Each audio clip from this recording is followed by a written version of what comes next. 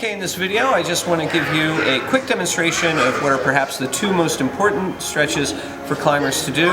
These are stretches for the extensors and the flexors of the wrist and fingers. We're going to start with the flexors.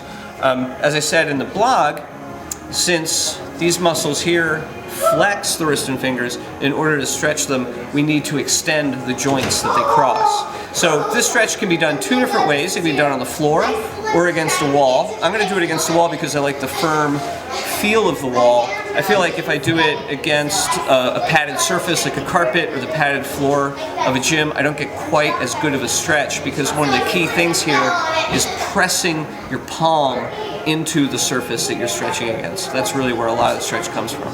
So here's what we do.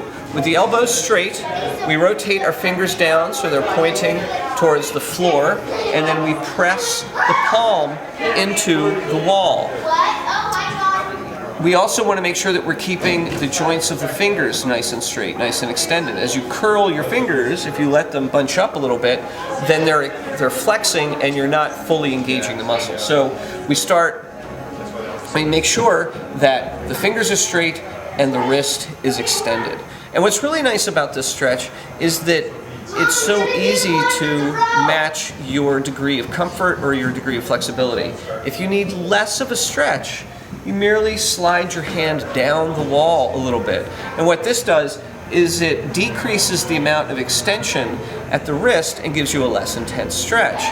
If you need a more intense stretch, you simply slide the hand up the wall. This increases the amount of wrist extension and gives you a more intense stretch.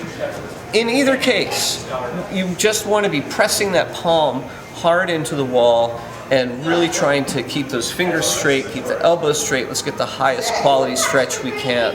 Now you can also do this stretch both hands on the wall at the same time. You don't have to do it one arm at a time. I prefer to do it one arm at a time. That just feels better for me, but you can certainly do it this way, and you can certainly do it against the floor.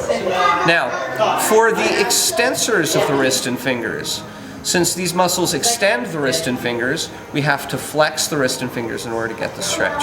So the first thing we do is we make a fist, and then we take that fist and we pull it towards the body using the other hand. And as you do so, you're going to feel some tension developing up here in this area as those extensors get stretched. We don't want to do this with straight fingers. Again, we have to engage the joints that the muscle crosses.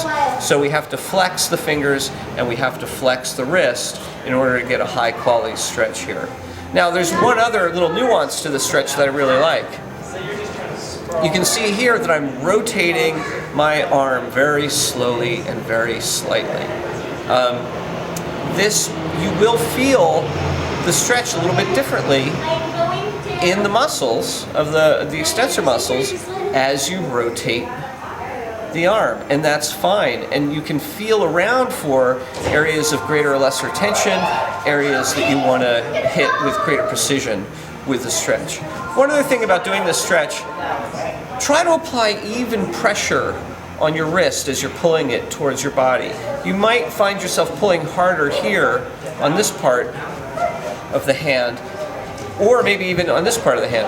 That's going to give you a slightly uneven stretch. You want to try to pull with equal force against the whole back of the hand there. That's going to give you a nice even stretch, and then you add that arm rotation to it to target specific areas, and you're in good shape. All right, that's it. Now there's no excuses. Do them.